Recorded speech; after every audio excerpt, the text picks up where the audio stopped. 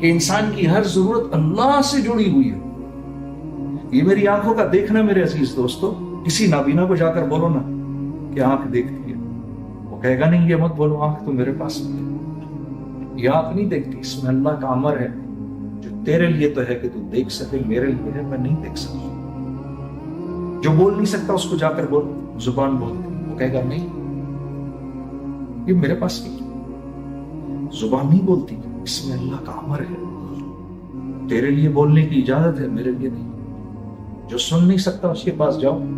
کان سنتے ہیں، کہے گا مت یہ کفر یا جملہ بول، یہ میرے پاس بھی ہے، میرے لیے حکم نہیں، تیرے لیے حکم نہیں. پاگل کو بولو دماغ سوچتا ہے، وہ تمہیں اپنے سے بڑا پاگل سمجھے گا، کہے گا نہیں دماغ نہیں سوچتا، یہ تو میرے پاس ہے. اسی طرح میرے دوستوں ہر امر جو ہے اِلَى اللَّهِ تُرْجَعُ الْأُمُورُ، آپ کی جیب میں رکھے ہوئے پاؤنڈ یہ آپ کی جیب میں ہیں لیکن جڑے ہوئے اللہ سے. یہ اللہ کی مرضی سے یہ آپ کو نفع دیں گے یا نقصان دیں گے. یہ آپ کی جیب میں دوائی جو ہے یہ اللہ کی مرضی سے آپ کو نفع دے گی، اللہ کی مرضی سے آپ کو نقصان دے گی. اسی طرح یہ روح یہ جو اندر اب گئی ہوئی ہے یہ بھی اللہ کا امر ہے جس کی وجہ سے میں اور آپ زندہ ہیں اور قبروں میں جو ہے وہ زندہ نہیں. ہاں وہ جتنا بڑا خالق ہے اتنا ہی بڑا مالک بھی ہے، اس کی قدرت بڑی سخت ہے. وہ ہمارے نبی صلی اللہ علیہ وسلم سے فرما رہے ہیں ان سے پوچھو کفار سے اس زمین اور آسمان کو کس نے بنایا، یہ کہیں گے اللہ نے بنایا. لا یقولن اللہ، یہ کہیں گے اللہ نے بنایا، لیکن یہ نہیں مانتے کہ ان کی زندگیوں کو بھی میں چلا رہا ہوں. یہاں جا کر ہم کمزور پڑ جاتے ہیں میرے دوست. ایک واقعہ میں نے پچھلی بار سنایا تھا، یہ میری اپنی زندگی سے کے ساتھ ہوا واقعہ. میں اس سے کچھ دوستوں نے کہا تھا دوبارہ سنا بتا دیجیے گا. مجھے یاد ہے ہم 4 ماہ لگا رہے تھے، 4 ماہ میرے لگ رہے تھے، اور یہ پہاڑوں پہ پٹگرام کی پہاڑوں پر سفر تھا میرا. تو میں ایسے سڑک کے اوپر گشت کر رہا تھا ایک ساتھی کے ساتھ. وہاں کا ساتھی ہے ہمارا، وہ کراچی کا میرا ساتھی تھا. ہم دونوں ایسے گشت جا رہے. تو میں نے اوپر دیکھا سامنے جب بھی یہ جڑ کے ساتھ مل کے بیٹھیں گے میرا ذکر ان کو ضرور نفع دے گا، چاہے وہی بات بار ٹوکری ہے.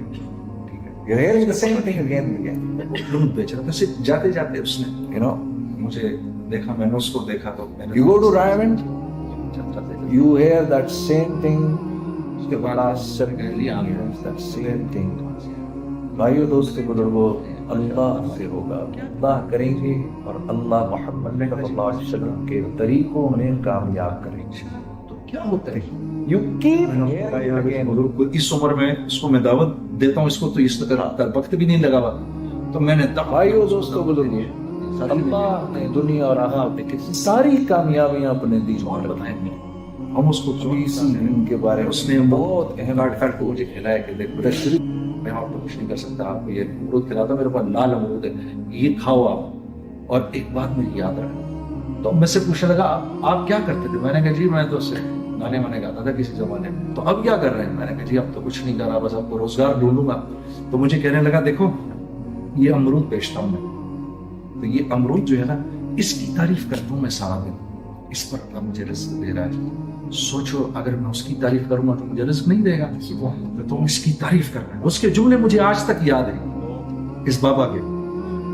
اس دن شب جمعہ تھا جب ہم بعد میں جا کے مرکز پہنچے تو پتہ چلا کہ وہ بڑگرام کے امیر تھے، خدا کے بندے، اور مجھ سے کہہ رہے مجھے دعوت دو.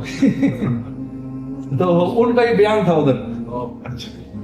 تو میں یہ سوچ رہا تھا کہ یہ اسلام ہی ہے، یہ دین اسلام ہی ہے، یہ اللہ سے اور اس کے رسول سے نسبت ہی ہے کہ امرود والا جو ہے وہ آج منبر پر بیٹھا ہوا ہے اور بڑے بڑے علماء اس کو بیٹھ کر نیچے سن رہے ہیں. یہ محمد صلی اللہ علیہ وسلم سے نسبت ہی تو ہے. تو عزیز دوستو اپنی حیثیت کو پہچانا، ہاں اپنی قیمت تو پہچانا. ہم نے اپنی قیمت اتنی گھٹیا لگائی، ہم نے اپنے آپ کو اتنا ہم نے یعنی یقین کرو اللہ کے وعدے سچے ہیں، اللہ کے وعدے سچے ہیں، ہمارے یقین کمزور ہے. यकीन करो, तिजारत से, माल से और हुकूमत से के मिलने पर कोई वादा नहीं, नमाज पर वादा है, सच बोलने पर वादा है, हलाल रिस्क कमाने पर वादा है, आंखों की हिफाजत पर वादा है, कान की हिफाजत पर वादा है, जुबान की हिफाजत पर वादा है। पक्की बात कहे, ना देने पर वादा है, की बात है।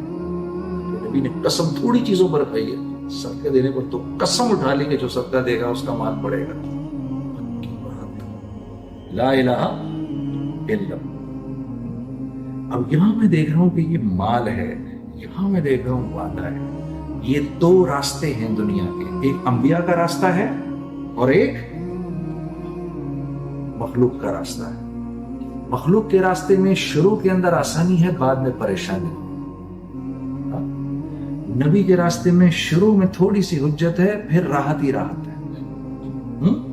देखो ना, मेरे पास ये पूरी बोरी है, और यूसुफ साहब की बात मेरे जहन में आ रही है। देखो पूरी बोरी है, फरमाते पूरी बोरी अनाज की, भूख लग रही है। कई दो रास्ते हैं, एक तो अभी खा लूं इसको, तो 3-4 दिन के बाद परेशानी शुरू है, फिर पता नहीं क्या हो। और का दूसरा रास्ता क्या है कि थोड़ी सी परेशानी अभी उठा लूं, इसको खेत में जाके लगा दूं, तो इसको लगा दूं, 6 महीने तकलीफ उठा लूं, 6 महीने तकलीफ उठा लूं। और इब्राहिम देवला साहब की मुझे बात याद आ रही थी कि जब आदमी बीमारी में दवाई खाता है तो पेशाब लाल रंग का आने लगता है, डॉक्टर के पास भागते हैं, हजरत खून आ रहा है, वो कहता है खून नहीं है, लग रहा है खून है, ये खून है नहीं, थोड़ी सी परेशानी उठा ले इस दवाई को खाने की, ठीक है, आगे सेहत ही सेहत है। तो कहा ये बोरी तो लगा दी उसने खेत के अंदर, 6 महीने तकलीफ उठाई, फिर जिंदगी भर के मजे करेगा।